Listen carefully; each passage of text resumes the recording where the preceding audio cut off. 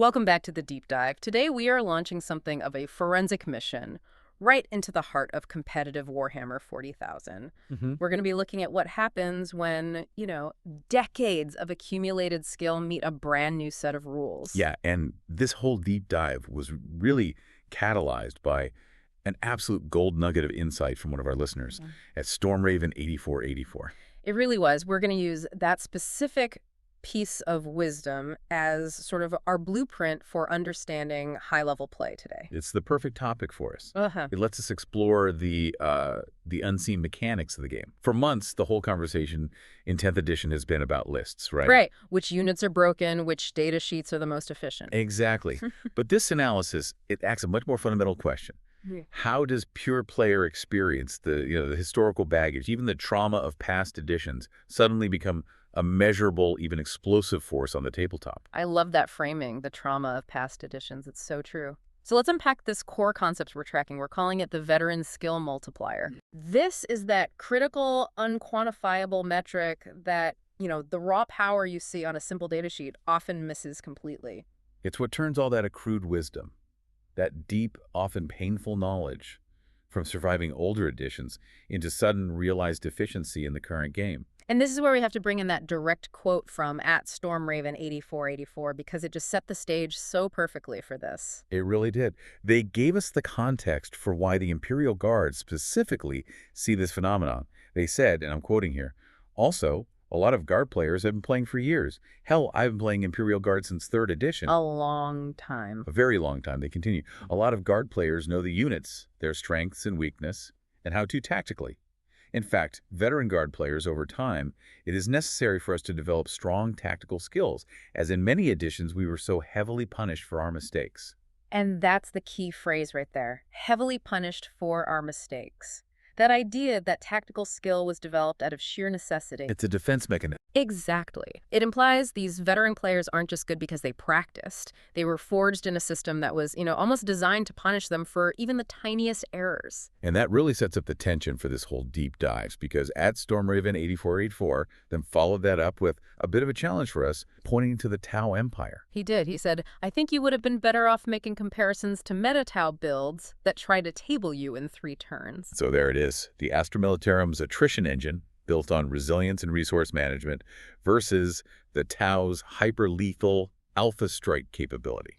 And our mission is to figure out why the veteran commanders of both of these factions are suddenly seeing such explosive success, and how their historical training translates to today's game. Let's get right into that historical burden then, because you're absolutely right. It fundamentally defines this skill multiplier for the Guard. Let's do it. So this veteran skill multiplier in the Guard context comes directly from that need to mitigate severe punishment mechanics, just like at Stormraven8484 said. Right. We have to think about the scale of failure here. If you're playing an army of, say, elite models, Terminators, Custos, something like that, a tactical mistake might cost you a wound. Or maybe one model, a really tough model with great saves. Exactly. A model with a 2+ save, a 4+ invulnerable save. You can absorb the mistake. The unit has resilience baked into its cost. But the Guard? The Guard almost never had that luxury. A mistake in a Guard army often meant the immediate removal of an entire squad of Toughness 3 infantry. Just gone. Or worse, your whole command structure collapses because one key fragile character gets sniped. That's the real nightmare scenario. The entire chain of command relied on these fragile units, and the second one link in that chain broke, the efficiency of your whole army just plummeted. That's the zero margin for error environment we're talking about. It's the hard mode hypothesis in action. It is. You weren't just fighting the opponent's army, you were fighting the internal friction of your own rule set, which demanded absolute precision just to be average. That's a perfect way to put it. The environment they operated in was defined by scarcity. Command points, CP, were incredibly rare. You had to hoard them for mission-critical stratagems, like bringing a unit back with reinforcements. And orders weren't just free buffs you could hand out. Not at all. Orders were limited. They had to be managed with extreme precision. And your movement was restricted, especially with heavy weapons that penalized you for moving and firing. It sounds less like a war game and more like a logistical nightmare. So how did veterans even compensate for playing with these built-in handicaps all the time? It forced them to master fundamentals that other, more forgiving armies could sometimes, get away with ignoring. We can really boil this mastery down to 3 pillars that veterans learn through, frankly, countless defeats. Okay. First, combined arms. They had to understand that the only way to deal damage was to perfectly layer tank fire, heavy weapons fire, and infantry screens. They couldn't rely on one super unit to do everything for them. So it wasn't enough for a Limit Rust to just shoot. The infantry had to be in the perfect spot to screen it, and a heavy weapons team had to be positioned just right to finish off whatever the tank wounded. Absolutely. The second pillar was meticulous positioning. Mm-hmm. Because their tanks, for the most part, lacked invulnerable saves, a veteran guard player learned to treat every single piece of terrain, even a small ruin wall, as a life-saving asset. They maximize cover in a way that players of, 2+ save armies just never had to internalize. And the third pillar? Efficient order management. They learned to see orders not as simple buffs, but as a currency, a resource that had to be spent on the one unit that would give the highest possible strategic return on that specific turn. It's the difference between a novice just throwing the take-aim order on the closest unit and a veteran doing the mental math on whether using duty and honor on a unit sitting on an objective is actually worth more victory points than the tiny damage increase from take-aim on a tank. That is the perfect distinction. And all of this developed into a highly objective-focused strategy. Veterans knew they couldn't win a straight slugfest. They'd lose that war of attrition on raw damage every time. So they had to win the mission, outscore the opponent, be everywhere at once. Exactly. They learned the limits of their own army and compensated with sheer skill and strategic foresight. It reminds me of that analogy of an athlete training with weighted clothes, a sprinter with ankle weights, or a baseball player swinging a heavy bat in the on-deck circle. Yeah, that's a good one. And then for the actual race or the at-bat, you take the weights off. The muscle memory, the discipline, it's all still there, but suddenly the efficiency and speed just skyrocket. And the result is explosive. It is. That analogy perfectly captures why you see this effect when you hand these masters an efficient tool set in a new edition. They're suddenly faster, stronger, and more lethal than the rules alone would suggest. The big shift in 10th edition isn't that the Guard are suddenly broken. It's that the game system has finally started to reward players who mastered the fundamentals out of pure necessity. They were forced to understand command and control as like a geometric and logistical puzzle, and now they're using those hard-won skills to operate new, powerful units with maximum efficiency. And before we dig deeper into the Guard, it's really important to contrast that version of hard mode, which is all about that front-loaded logistical planning, with the Tau Empire's version. Because they're fundamentally different challenges. They're polar opposites. The Tau Empire also plays on hard mode, but their difficulty is defined by 2 things: fragility and a rigid monophase interaction. The classic glass cannon. The classic glass cannon. They hit unbelievably hard, but they shatter just as easily. They're overwhelmingly lethal in the shooting phase, but once that phase is over, they have almost no presence in any other phase of the game. So their hard mode is entirely focused on the execution of the plan. Yes. Nailing the Alpha Strike this turn to prevent the enemy from ever getting to engage them in the first place. So if the Guard hard mode is like being a master logistician, planning 3 turns ahead where your officer needs to be, the Tau hard mode is more like being a high-wire artist. It's about complex, dynamic execution this turn to ensure you even survive to see the next. That's a fantastic analogy. Yeah. And that rigid requirement for command and control on the Guard side, that leads us directly to the core mechanic that defines the veteran's challenge, the officer tab. Right. The strategic identity of the Guard has always been that rigid chain of command. You can't have a functional army without officers giving orders. But 10th edition introduced this critical friction point, the officer tax. And it's not just a points cost, is it? It's a strategic gate that forces you into these high-skill decisions. We really need to define this tax clearly, because it shapes the entire cognitive load of playing the faction. The main army rule, voice of command, it's not a passive ability. You don't just get orders. You have to buy them. You have to purchase the models, the officers, to issue them. You're often taking up key slots in your army list just to enable the basic function of the army. So we're really talking about a double taxation here. Absolutely. First, there's the direct point cost. You pay points for the officer model itself, whether that's a cheap Acadian Castellan or the incredibly expensive but essential Lord Solo Leontis. But the more insidious cost, I think, is the second one, the opportunity cost. Correct. You incur this huge opportunity cost because the system forces a kind of strategic rigidity on you. You have to tether your combat units, your infantry, your tanks, to the officer's 6-inch or sometimes 24-inch aura. And if that officer gets killed or is just out of range or can't see the unit through a wall, Then that combat unit immediately becomes suboptimal. You've paid for its potential, but you haven't realized its efficiency. let's talk about that inefficiency gap in real terms. The sources point out that a core unit, like Cadian shock troops, they come with a ballistic skill of 4+ food, Hitting on 4s. which is lackluster. You're hitting only 50% of the time, which against the kind of toughness and saves you see in competitive games just isn't going to cut it. And that's the crux of the tax. The base points cost for that unit seems to account for the potential to be buffed. The game is implicitly assuming that unit will get an order every turn. But to actually realize that potential, to get them to a BS of 3+ with the take-aim order, requires you to have spent points on an officer and then managed your movement perfectly to keep them in range. You pay for the unit, you pay for the officer, and then you pay again with the rigidity required to connect them. That's why we call it a performance tax. You're paying for potential, and the veteran is the one who can consistently unlock it. So a novice struggles because they see the BS 4+ and just accept that 50% hit rate. Right. But a veteran knows that a BS 4+ unit without an order is basically wasted points on the board. The veteran sees their army as a synergistic machine, and the officer is the fuel, not just a nice upgrade. Which brings us directly to the heavy mental load of order management. Yeah. The difference in skill here is just profound. A novice sees orders as, simple buffs, a marginal improvement. A veteran sees them as a complex resource management puzzle. A puzzle that requires spatial reasoning, risk assessment, future planning. All of it, across 2 or 3 turns. This level of logistical thinking is where that veteran skill multiplier really shines.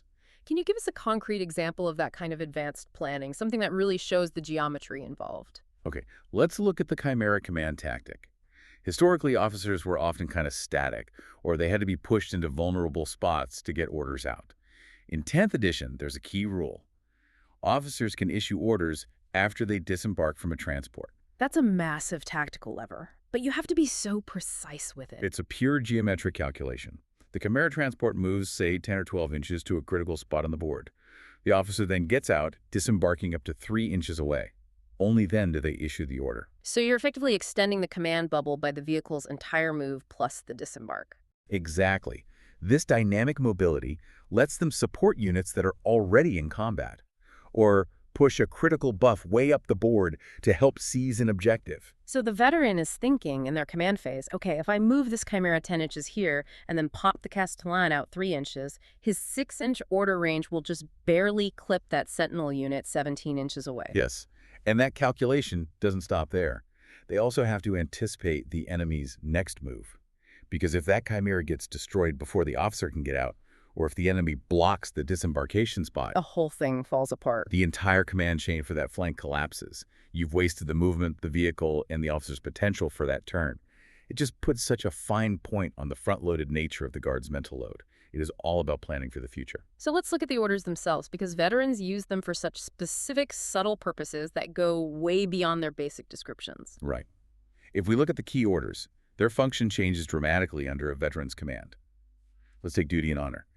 It gives +1 objective control and leadership. A novice might just see the morale buff and ignore it. A novice would. But a veteran knows this is, as the source material calls it, the game winner. It's used almost exclusively for objective flipping. How so? If you have a unit with 10 OC and you boost it to 11 OC, you can seize a primary objective from an enemy unit that might also have 10 OC. You win it purely through stat manipulation, without even needing to kill the unit standing there. It's a scoring mechanism disguised as a command function. Exactly. It's a fundamentally different way to see that rule. What about take aim? Take aim. Great. Gives the +1 to ballistic skill, obviously, but veterans understand its dual purpose. First, it's mandatory for heavy artillery, like basilisks, to counteract the penalty from indirect fire. Right, that brings them back to their baseline accuracy. But more subtly, it's critical for plasma safety, for mitigating the risk of hazardous rolls. If you're hitting on 3s, you're statistically less likely to roll those 1s that cause your models to blow up than if you're hitting on 4s. So it's damage mitigation disguised as a damage buff. Precisely. And first rank? Fire.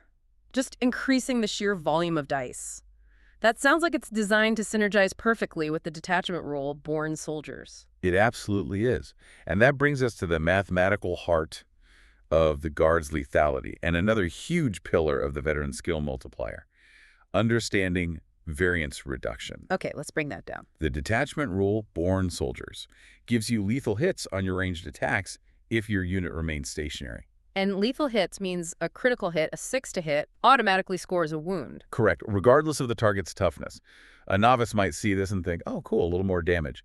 A veteran understands its true function is variance reduction, especially against really tough targets. What does that mean, variance reduction, for a Guard commander who's been trained in this hard mode? It means making the outcome reliable. Let's say a Guard unit is firing las guns at a huge knight, something with toughness 12. Normally, you'd wound on a 6+ tech. That's a high variance, super unreliable outcome. You need 2 6s in a row, a 6 to hit and a 6 to wound. Yeah, the odds are terrible. But if that unit has lethal hits, a 6 to hit bypasses that difficult wound roll entirely. It just automatically wounds. The 6 to hit becomes the 6 to wound. You remove an entire statistical hurdle. Yes. And the math here is just staggering. It justifies the whole stationary playstyle. Against a target where you'd normally wound on a 6+N, the probability of getting a wound through is 1 in 6 times 1 in 6, which is 1 in 36. Oh, great. With lethal hits, the chance of automatically wounding is just 1 in 6. So mathematically, against a super heavy target, a single lethal hit is worth 6 normal hits. That is an immense amount of value. It turns a basic las gun into a credible threat against something it should never be able to scratch. It gives the Guard a tool to reliably chip away at anything, forcing the opponent to deal with the sheer volume of attacks rather than just relying on their toughness stat. But here's where that hard mode paradox comes back, doesn't it? Yeah. The Born Soldiers rule encourages you to play like a static turret emplacement to get the buff. But the missions demand mobility. They demand you move and control objectives. And that is the ultimate tension. That's the final exam for the Veteran Skill Multiplier. To maximize your datasheet's efficiency, you have to sit still. To maximize your victory points, you have to move. And the veteran skill is knowing when to make that trade. Exactly. Knowing when to sacrifice the buff for positioning. A novice locks down their army and gets beaten on the primary objectives.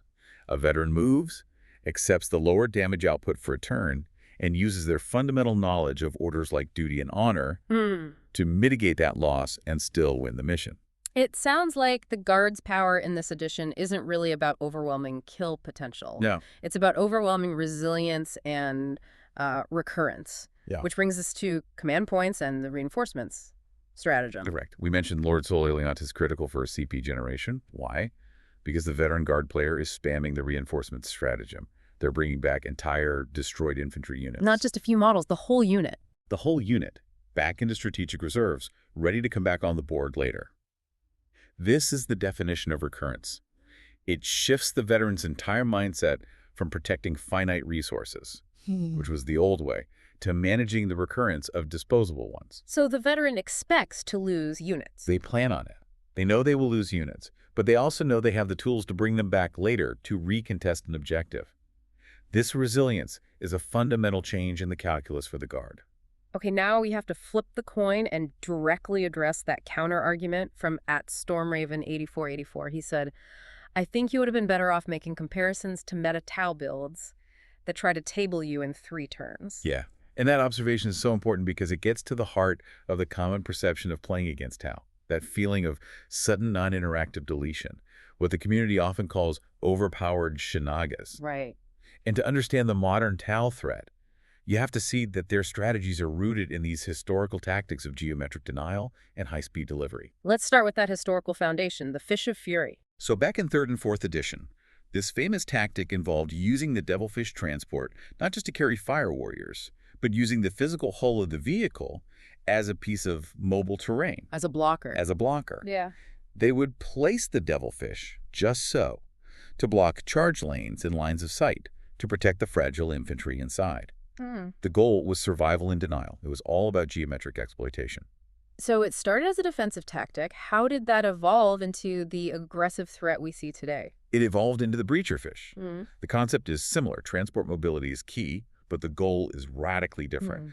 The modern Breacherfish uses the transport to deliver breachers close-range infantry, who then use their special ability to get rerolls to wound against enemies on objectives. This is no longer passive. This is an extremely aggressive turn 1 or turn 2 play. So it's a high-risk objective missile. It's a high-risk objective missile. It accepts the extreme fragility of the breachers in exchange for immediate high-value objective seizure. Okay, but that's still a trade. The 3 turntable accusation points to something much scarier. It points to the crisis suit brick. It absolutely does. The core unit responsible for that feeling of lethality is the 6-man crisis suit squad. They're usually loaded up with 3 Seklik Ion Blasters CIBs per suit, and led by a Cold Star commander. Let's define CIBs for a second. CIBs are your classic high-risk, high-reward weapon. They have a standard profile, but you can overcharge them for incredible strength and damage, but it comes with the hazardous keyword. So every time you roll a 1 to hit, you take damage yourself. You do. But the veteran Tau player mitigates this with rerolls and just sheer volume of fire. And the math on that output is where it gets scary. Right. A fully optimized crisis brick can generate upwards of 60 shots, and that output scales terrifyingly with the Cayenne detachment rule. Which gives them sustained hits. Sustained hits 1 in the early turns, which means a 6 to hit scores an extra hit, but then it ramps up to sustained hits 2 by turn 3. 2 extra hits for every 6. And that's where the stat check effect comes from. That's it. If the Tau player positions correctly, they unleash a single volley that can, and often does, delete almost any single major unit in the game. A Land Raider, a Guard Tank Commander, a full Terminator brick. Just gone. That's the non-interactive deletion we were talking about. When a unit is erased before it can even act, it feels like an insurmountable gap in power. It is. Now, about the tabling accusation itself. The Tau get exponentially stronger on turn 3. The psychological pressure that puts on the opponent is immense. Right. The guard player knows this clock is ticking. That guard player knows they have a very limited window before the Tau damage output peaks, so they feel forced to overextend to attack desperately in turns 1 and 2 to try and mitigate that threat. And that desperation leads to mistake? It often leads to their own units being eliminated prematurely, which results in that perception of being tabled by turn 3. It's often opponent error, induced by that psychological pressure, not just raw Tau aggression. That really reframes the whole scenario. The Tau are forcing the opponent to play hard mode against themselves by creating this impossible timeline. And yet you argue that Tau players are still on their own version of hard mode. Absolutely. Because of their inherent fragility and the intense demands of execution, we go back to that monophase limitation. If their shooting phase fails, bad dice, enemy defensive stratagems, anything, they have no fallback. If they don't kill the target. They're about to be charged. And Tau units, even the big suits, just melt in close combat. And their whole army's efficiency relies on this fragile chain reaction, the spotter dependency or the spotter tax. Correct. The core army rule, for the greater good, requires you to pair an observer unit, a spotter, with a guided unit. The spotter has to give up its own shooting to grant the guided unit a crucial +1 to hit and other buffs. So the Tau player's paying an action tax every single turn just to unlock their army's potential. Exactly. And if the opponent is smart and eliminates those spotters, the fragile pathfinders, the little Tetra vehicles, the entire Tau army's accuracy just collapses. How big of a drop is it? They go from hitting on a 3+ to hitting on a 4+ FA. That's a 16% reduction in raw hits. And that's before you even factor in the loss of crucial rerolls for their CIBs. It's a daisy chain vulnerability. Wow. So if you're a veteran guard player and you kill one key spotter unit, you've potentially degraded the efficiency of 4 or 5 other Tau units. It creates a huge risk. Yeah. And then you have detachments like the Retaliation Cadre, which pushes this even further. It demands units get within 12 or even 6 inches of the enemy to get buffs. That sounds like a high wire act. It's the definition of hard mode execution. You have to stay just outside of charge range while being inside your maximum buff range. If your spacing is off by even a millimeter, you're dead. So now we have the perfect contrast. Both factions rely on these complex systems, guard on officers, Tau on spotters. Both are costly, but in these incredibly asymmetrical ways.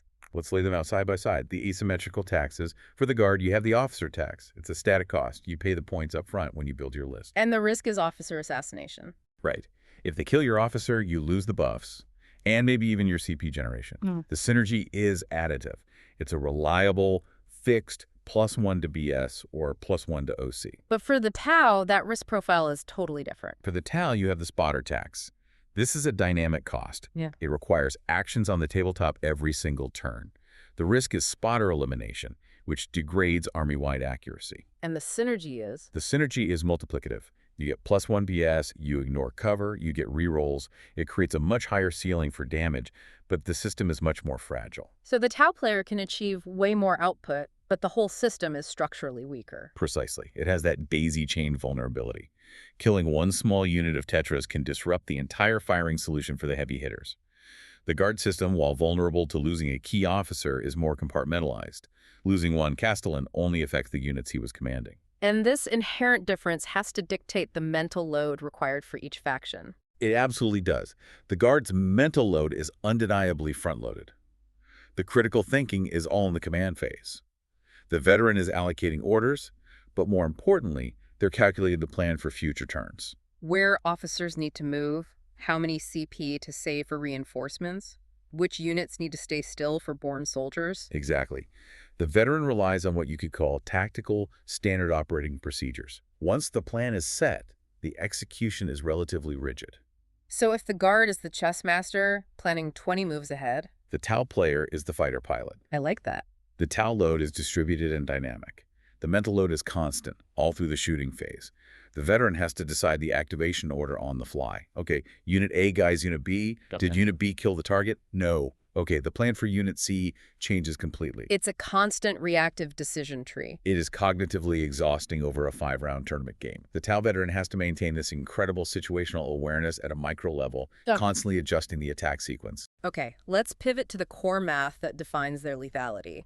The showdown between lethal hits and sustained hits. Right. Both factions are fishing for 6s on the hit roll, but for completely different reasons and against different targets. The guard veteran, using sheer volume, is hunting for lethal hits. Correct. And the guard's lethal hits provide superior reliable damage against high-toughness targets, T10 or higher. That auto wound is incredibly valuable against a T12 vehicle that you'd otherwise only wound on a 6+ skep. It's their infantry's anti-tank tool. Yes. The Tau, on the other hand, are using their rerolls to fish for crits to trigger sustained hits too in the late game. And this is designed for a massive saturation effect. A huge saturation effect. With sustained hits too, every 6 to hit generates 2 additional hits. That means 10 attacks can turn into 16 or 17 hits on average. It vastly outstrips guard volume against softer elite targets like Terminators. So there's the core strategic insight. The guard veteran is hunting the big tank, using lethal hits to bypass toughness. The Tau veteran is hunting elite infantry, using sustained hits to overwhelm them with saves. That's the insight that separates novice from veteran. The Tau saturation approach is often superior against a unit with a 2+ save because forcing them to make 20 saves is mathematically better than relying on 4 auto wounds. You maximize the probability of forcing failed saves. Whereas the guard system maximizes the probability of bypassing the wound roll entirely. Exactly. And that brings us to durability and why guard positioning is considered so much more critical in their hard mode. Right. Guard tanks, like the Lehman Russ, have high toughness, a good armor save. They sound durable. They are tough. But critically, they mostly have no invulnerable save. And that's the Achilles heel. So if a high AP weapon, like a Tau railgun, hits them, and its armor penetration negates that 2+ save, the guard player has no recourse. They can't gamble on a dice spike to save their tank. A successful wound often just goes straight through. a mistake in positioning results in an irreversible dead tank. Exactly. It forces the veteran guard player to be meticulous with screening and cover. The Tau suits, on the other hand, are built around the gamble. Because they have that good 4+ plus invulnerable save. Yes, a 50% chance to ignore any wound, regardless of the attacker's AP. While they might have lower toughness, that 4++ lets them absorb a massive hit and still have a coin flip chance to survive. This makes the guard's positional hard mode far more punishing. A mistake is often final. Okay, we have to loop back to that Tau reputation for overpowered Shinagas. When a guard veteran is struggling just to get their tanks into a firing position, seeing a Tau crisis brick shoot and then just disappear behind a wall must feel like cheating. That perception is deeply rooted in what we call non-reciprocal rules. The shoot and scoot ability from the strike and fade stratagem lets Tau interact with the enemy by shooting them without letting the enemy interact back. Ultimate tactical frustration. It is. And the Ghost Keel's lone operative rule is the same kind of denial. You just can't target it outside of 12 inches. So your long-range guard artillery can't even see it. Can't touch it. This denial of engagement is a core Tau trick that fuels that Shinaga's reputation. But here's the critical insight from the Tau veteran's perspective. These tricks are necessary for their survival. They're a compensatory mechanism, not just a raw advantage. Exactly. Without shoot and scoot and lone operative, Tau units would get wiped out in a straight fight against the sheer durability of Necrons or the melee output of World Eaters. They have to use mobility and denial to dictate the terms of engagement. Let's tie this back to the Guard. The old support tax is gone, which gives more flexibility in list building. Right. The mandatory troop slots are gone, but the functional points tax of needing officers absolutely remains. But the crucial benefit for the veteran is that this flexibility allows for better adaptation. An adaptation that shifts the focus from Death Stars to redundancy. Yes. The veteran adaptation is a shift away from maximizing buffs on one single expensive unit and toward focusing on redundancy and recurrence. Instead of protecting one unit at all costs, they use the reinforcement stratagem more efficiently. So the veteran's mental load has shifted from rigid protection of assets to calculated resilience. If a squad of Krieg dies, the veteran is already calculating how to use their CP to bring them back next turn, to flip that objective again.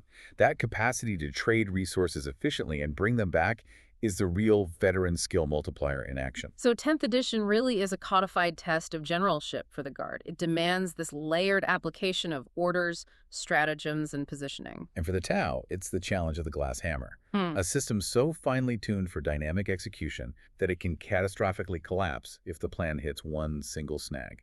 Both sides demand veteran skill. And the core of the argument, the badge of honor, is still that capacity to win with, t-shirt saves for the Guard and with no melee phase for the Tau, leveraging the accrued wisdom of 1,000 tabletop defeats. Both factions require that accumulated skill. But the Guard veteran's knowledge is about logistics and future planning. The Tau veteran's knowledge is about geometry and dynamic target priority. The skill multiplier exists in both camps, but it's rooted in totally different kinds of stress. It's truly asymmetrical wargaming at its finest. And it gives us the perfect framework for understanding why some armies see these sudden spikes in competitive success when the veteran players take the reins. Absolutely. This deep dive has, I think, given us the strategic vocabulary we need to understand that high-level play, whether you're managing the logistical nightmare of the Guard or navigating the dynamic decision tree of the Tau. We've dissected the asymmetrical efficiency between the Guard's reliable lethal hits and the Tau's explosive sustained hits, too. The taxes are different, static points versus dynamic actions. But both systems require mastery to avoid falling into that hard mode trap. The veteran players of both these factions didn't just suddenly get better with new rules, they simply had the weights removed, allowing all that accrued wisdom to finally translate into winning performance. And so we'll leave you with a final thought to consider. One that builds directly on the inherent contradiction built into the Astra Militarum's command structure. We noted that leaders like Lord Solar Leontes are basically mandatory because of his CP generation. So the veteran Guard player has to construct this layered defensive onion around him, bodyguard units, command squads, transports, just to shield him from assassination. This defensive castle is crucial for maintaining the command structure. But here's the paradox. How does this necessary defensive castle formation, which is inherently static and centralized, conflict with the requirement for mobile, objective-focused play that the missions demand? And given that competitive games are won on primary objectives, what is the maximum acceptable points cost a veteran can allocate to this static defensive setup before that tax becomes just too high to effectively win the mission? That logistical paradox, that tension between command survival and mission parameters, is the final challenge the veteran commander faces every single deployment. Think on that. And we'll see you next time on The Deep Dive.